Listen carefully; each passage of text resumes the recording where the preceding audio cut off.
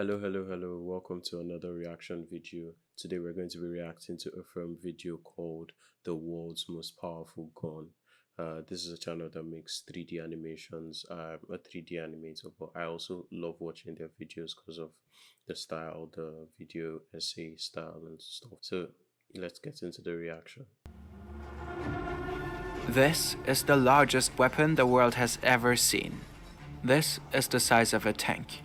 That's a human, and Straight off the bat, this is incredible 3D modeling. I wonder if they got this model off of like somewhere, maybe like Sketchfab, but they actually did model this thing. Like even the environment looks very sick. This is like really good 3D modeling.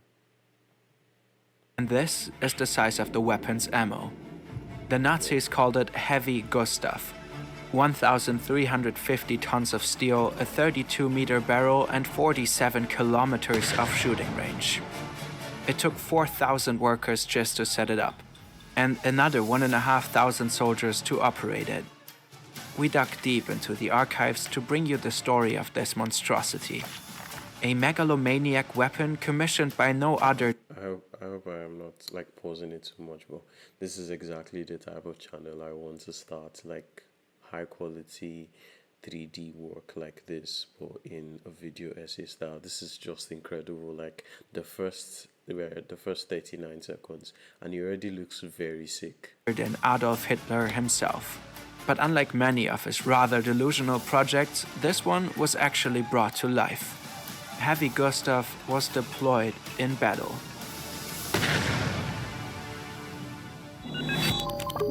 Fern. 1937. Adolf Hitler is neck-deep in preparations for his war. But one thing is keeping him up at night. The Maginot Line along the French-German border. A massive array of heavily armed and fortified concrete strongholds. To break through the solid line of defense, he needs something new, something big. So he orders Krupp Steelworks, the weapons forge of the German Reich, to build the largest cannon the world has ever seen. Hitler wants it to be ready by 1940. The project is top secret. Under no circumstances must the plans fall into the hands of the enemy. Internal documents refer to the cannon only as the Gustav device. Choosing cute names for heavy artillery is a long-standing German tradition. Other examples are Karl Morder or Big Bertha. Oh wow, okay. Spring 1940. Hitler is eager to finally invade France, ideally with his new superweapon leading the way. But Heavy Gustav is not ready yet, and the Führer is... Like people who don't really understand, these videos are like really difficult to make because first of all you have to like, not even, because I think when most people think about 3D animations, they always like instantly go for how long it takes to render, but to make the animations, to set up the scenes, the lighting, composition, all those things are like super difficult. And the fact that this channel like Fern, because I've been watching them for a while, they're consistently able to like put out really good content with very high quality 3D animations. Obviously not like super animated, but like the subtle movements, the design, the composition, everything just looks sick.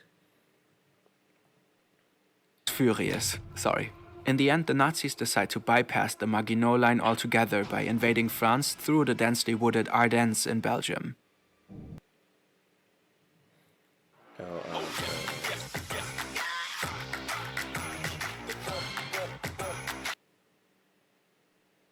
A year later, the cannon is finally ready. It's a railway gun designed to move along twin sets of parallel tracks. It weighs 1,350 tons and rolls on.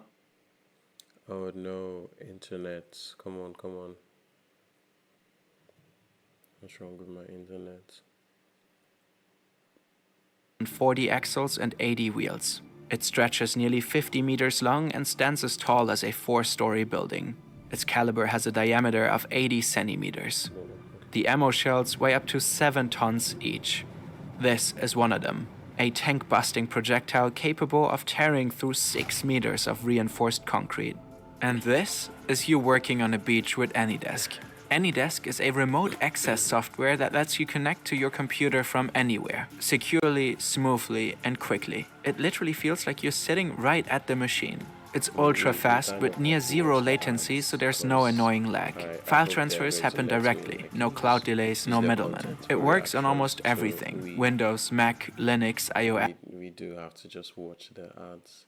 So yeah, bear with me. Android, etc. And with 99.98% uptime, your connection is rock solid no matter where you are. You can troubleshoot your grandma's old PC, transfer files, or say, remotely edit. That's how we use AnyDesk. It's just a game changer when you need a powerful machine for your work, but want to chill here or here or here for a change. The applications are limitless. Try AnyDesk today. It's completely free for personal use. Just go to anydesk.com/Fern or scan the QR code on screen. Okay, back to Heavy Gustav. Tests are run to probe its unprecedented destructive power. Each shot leaves craters up to 32 meters deep and just pulverizes massive concrete walls. But by the time the cannon is ready, France has already fallen. Fortunately, at least for Hitler, there's still another battlefront. 1942. The Nazis have conquered vast stretches of the Soviet Union as part of Operation Barbarossa. But the Soviet forces are still fiercely holding on to one particular place, Sevastopol, then known as the world's strongest fortress. The city is defended by over 100,000 Russian soldiers, shielded behind... I didn't want to know where that place, like modern day, where is that place located? I've never heard of that before, and I have seen quite a bit of like World War II documentaries. I've never heard of that place. Behind 5 meters of concrete walls or hidden in bunkers buried 30 meters underground. Hitler desperately needs a win. And Heavy Gustav could be the key to breaking through. But getting the massive cannon onto the battlefield is no simple task. Gustav has to be disassembled, loaded onto 5 separate trains carrying a total of 100 cars, and dragged through Poland. Once it reaches the front, the next challenge is finding the perfect spot to set it up. Reconnaissance planes are sent to scout the ideal firing position. It has to be far enough from enemy artillery to stay out of range. Eventually, they settle on a site about 25 kilometers from Sevastopol. Setting Gustav up is no small feat either. Soldiers have to lay 1,200 meters of railway tracks. This is like the issue with making really large weapons, because you either have to like make them where they are going to be used, which is like very difficult, because then you run into this issue, especially in World War II, where they don't have really like good transportation systems, like more, at least not as advanced as we do now. You either have to like build them where they are going to be used, or have this issue where you need to transport like so many parts and have so many logistical nightmares to actually use those large weapons. There's a unique challenge, the so-called firing curve. The barrel itself can't be rotated to attack new targets. 2 massive diesel locomotives have to carefully shift the entire weapon along the tracks to adjust its aim. Secrecy is critical too. Soldiers have to build artificial hills and trenches to camouflage the weapon and keep it hidden from enemies. But Heavy Gustav also has to remain invisible from above, which is why the Nazis have brought a 500-man special unit called the Smoke Troop. If need be, they can shroud the entire area in a thick cloud of smoke to conceal the weapon from enemy aircraft. All in all, the operation requires over 5,000 people. Laying tracks, assembling the cannon, maintaining, guarding and camouflaging it, creating smoke screens and ultimately operating the gun. An enormous effort for a single weapon. Unsurprisingly, Nazi propaganda touts the cannon as a marvel of military engineering. Und das ist die neue schwere deutsche Artillerie. Aufzüge und Schienenanlagen befördern die gewaltigen Geschosse zum Rohr. Diesem massierten Feuerhagel werden auch die letzten Festungswerke von Sevastopol auf die Dauer nicht standhalten können. After 3 days of assemblage, Heavy Gustav is finally ready to fire. This is Fort Stalin. For days, Soviet soldiers have endured relentless shelling. But they remain steadfast, sheltered behind massive concrete walls. At 4:30 p.m., they hear a massive explosion ripping through the air from a distance. The Soviet soldiers don't know it yet, but at this very moment, they are the target of the largest cannon ever built. A 7-ton armor-piercing shell is now hurtling toward them, easily capable of blasting through all their defenses. Even the massive concrete walls of Fort Stalin are no match for a weapon of this scale. L-Ad.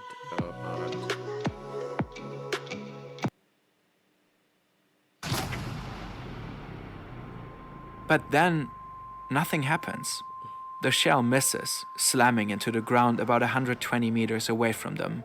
The Germans need almost an hour to reload their gun. Another shell is fired and misses again, this time by 150 meters. So it's not accurate. Then another, and another. It's not accurate then. This is an official list of every shot fired on day one and how far they were off target. The next one is marked as a hit. But later, when search teams scan the area, they find no conclusive evidence of an actual impact. By the end of day 4, only 5 shells remain. They are all fired on day 5. And not a single one finds its mark. And just like that, they're out of ammo. Heavy Gustav has fired a total of 48 shots, a staggering 360 tons of ammunition.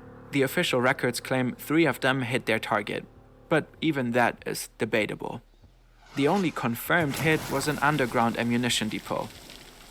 And that was probably luck. What was supposed to be a terrifying mega weapon turned out to be a massive and utterly useless monstrosity. There had already been doubts about the cannon's accuracy before it was first deployed. Some Nazi military officials suspected that the chances of actually hitting a target would be near zero, given the insane caliber size and shooting range. But they neither had the time nor the resources for proper testing. Does anyone know like the reason why like such a big gun would be so inaccurate? Is there like some things, maybe there could be like a physics explanation to it, where such a large weapon you'd probably think it would be accurate, you know, probably think it would be accurate. On top of that, the barrel wore out ridiculously fast. It became completely useless after just a handful of shots. In the end, Sevastopol fell. But Hitler's mega cannon had nothing to do with it.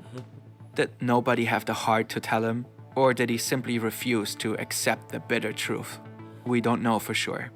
Despite being a complete strategic and economic disaster, Heavy Gustav still served its purpose as a flashy propaganda piece for Hitler's vision of an unstoppable German war machinery.